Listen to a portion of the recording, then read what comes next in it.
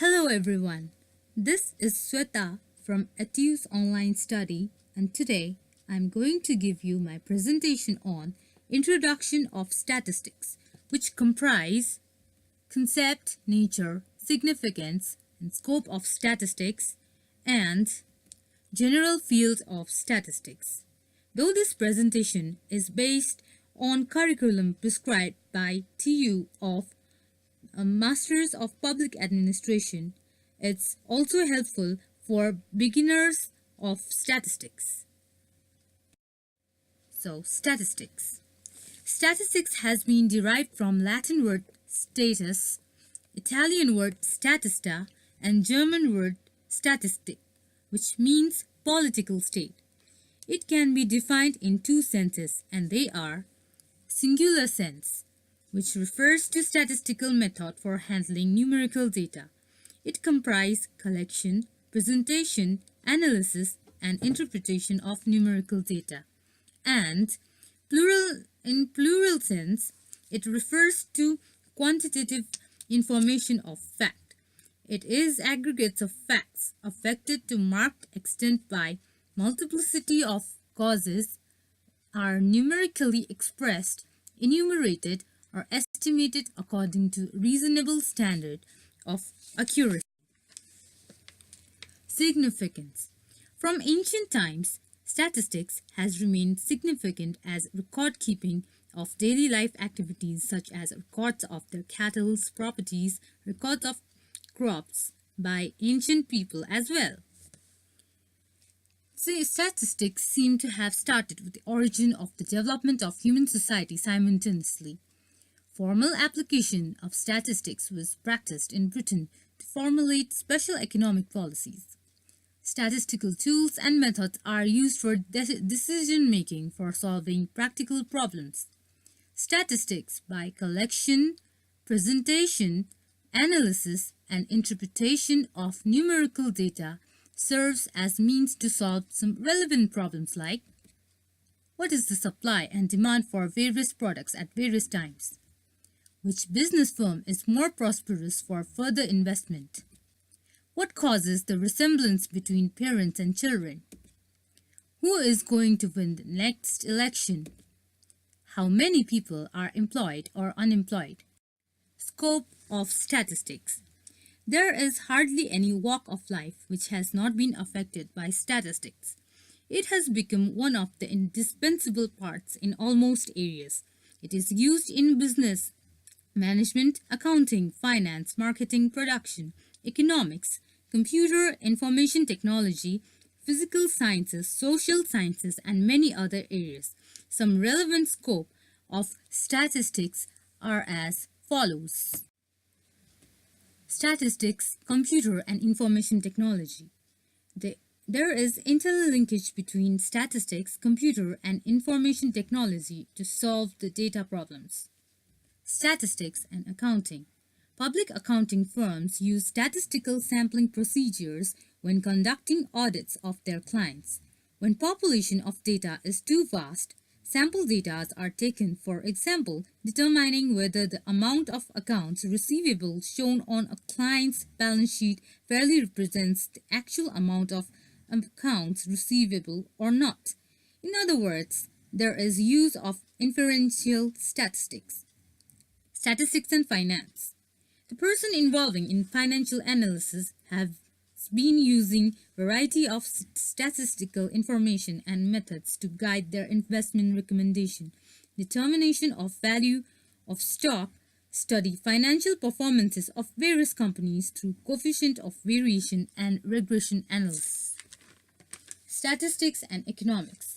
Economics, we use a variety of statistical information and methods in making, forecasting, planning, and economic policy formulation, price index numbers, unemployment rates, manufacturing capacity utilization, human development indicator indices, and quality control charts, etc.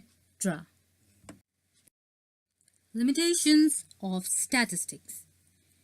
Although statistics has wide field of application, it has some limitations. Some of these limitations are as follows. does not deal with individual data.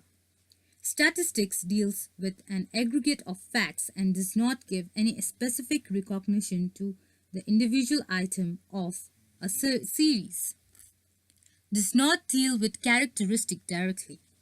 Statistical methods can only be applied to numerically expressed data. It can study qualitative characteristics such as knowledge, honesty, beauties, etc. only by changing them into quantitative with some suitable numerical values. A qualitative phenomenon has changed into quantitative information and then statistical techniques are used. Statistical laws are not exact. Statistical laws and good do not hold good in every case. However, they are true in majority of cases. Statistics can be misused. Only the experts or statistician can handle statistical data properly. It is likely to be misused by non-statistical persons in handling data and interpreting the result. General field of statistics, data types. So by term data, we understand a set of qualitative and quantitative factual information which has been collected for further treatment to serve various purposes. So there are two types of data and they are population data. It's qualitative or quantitative information collected in natural way. It is information collected by each and every individual on the study of statistical investigation. Another is sample. It's a data collected from some units or parts of population which represents population on the study of statistical investigation. Such data is taken for analyzing and drawing the conclusion on entire population when it is very difficult or not possible to collect information due to vast number of population. So in this picture, we find target population at the left hand side, which is vast in number. And similarly, few people selected in dotted circle represent sample who are assumed to represent entire population. So, another is data analysis. In simple words, data analysis is a process of inspecting, transforming, and modeling data with the goal of discovering useful information, suggesting conclusion, and supporting decision making. So there are two types of data and they are descriptive analysis and inferential analysis. So description analysis are a summarized form of data or a single number representing entire data. It is an analysis made from data which has been summarized and presented in a form that is easy for the reader to understand. So we have two types of descriptive analysis data and they are in univariate forms, which may be in forms of table, graphs and chart, measure of central tendency, and measure of dispersion. Similarly, for bivariate data, there is correlation and regression. Now, inferential analysis. Inferential analysis refers to drawing conclusion on entire population on basis of sample data which represent entire population. Analysis made on sample data gives conclusion about entire population regarding its characteristics. There are two ways of inferential analysis and they are estimation. It is analysis made on sample data and draws conclusion on entire population. Hypothesis test. It is an act of checking accuracy of assumption made. This is done by the process of probability and probability distribution. Data analysis terminologies. Before we move on to knowing about proper management of statistical data in systematic forms, let's get to know about some relevant terminologies which are as follows. Data. set of qualitative and quantitative factual information which has been collected for further treatment to serve various purposes. Raw data. Raw data are data collected from population under study which has not been organized to serve the purpose or purposes. Frequency. The number of times that a certain value of variables is repeated in the given data is called frequency. It is generally denoted by F. Tally bars. The number of repetition denoted by vertical lines, which are vertical sticks drawn for facilitating countdown of huge mass of repeated data. Range. Range is the difference between highest value and the lowest value. So, types of data series. In statistics, we will find three types of data series, and they are individual series. They are a set of numerical data with no or very few repetition in values. In a given example, data of percentage scored by 20 students in mathematics out of 100 are individual series since items are not repeated or very fewer repetition. For example, we have number 55 repeated 2 times. Second one we have is discrete series. They are a set of organized numerical data with a lot of repetition in values, that is frequency, with a lot and it's shown as a raw data. Discrete series gives clear and organized picture of data which facilitates easiness in further mathematical and statistical treatment of data. So here we can see that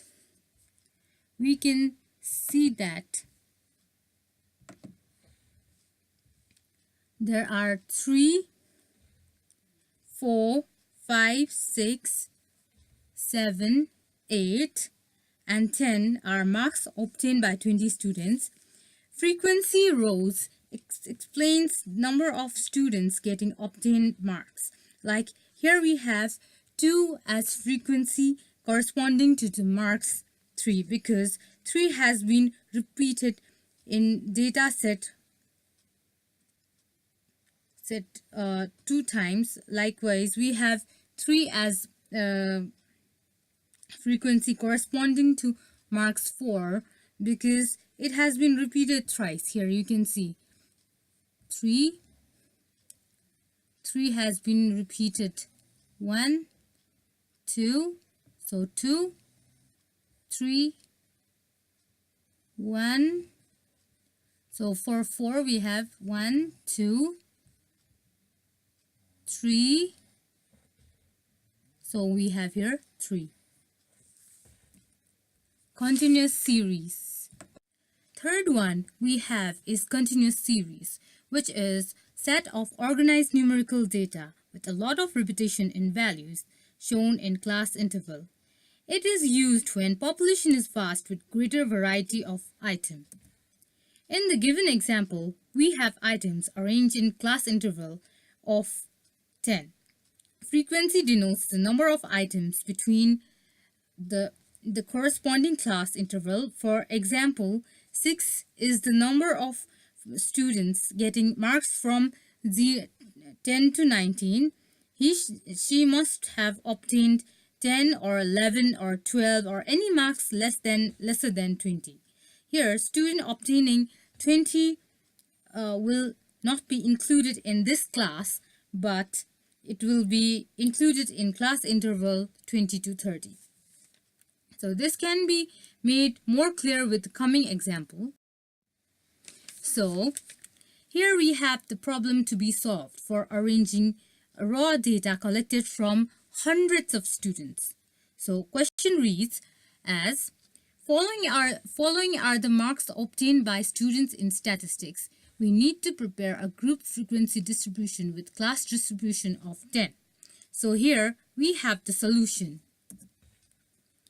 Okay, so we have one item that is 14, which lies between 10 to 20. So we include in tally bars corresponding to the row of class interval 10 to 20. Similarly, we have 20, 23, 25, 28, 28, 28, and 29, whose total frequency becomes 7. See, so here we include in tally bars corresponding to row of class interval 20 to 30. Now there are 3 items with number 30, but we include that item in class interval 30 to 40. So we use tally bars for one item. After getting 5 items, we draw slanted horizontal line as shown. So it is to be noted that the sum of frequencies should always be equal to total number of items. Likewise, here we have sum of all the frequencies is equal to 100, as we have said that there are hundreds of students. So this is the correct one. Types of continuous series. So we also have types for continuous series, and here we are going to study about 3 types of class intervals, and they are exclusive class series. They are class intervals where the upper limit of each class interval is excluded. It is normally used data in continuous series, which can be used for further statistical analysis. So, and there is inclusive class interval. It is the upper limit as well as the lower limit of each class interval is included in that class interval. Then class intervals are known as its inclusive type of class interval. Such type of series are unfit for statistical analysis, and thus it should be converted into exclusive class interval before making statistical calculation. So here is the formula for calculation of common correction factor. To make this more clear, I'm going to illustrate you with example. So here we are given inclusive class interval, which is to be converted into exclusive class interval. So we have lower limit of next CI as 60 and upper limit of previous CI as 59. So putting into the formula of correction factor, yes, so we have 60 minus 59 whole divided by 2, and the answer we get is 0.5.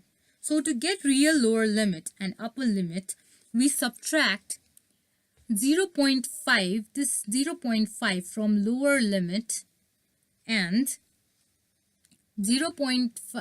and add 0.5 to upper limit.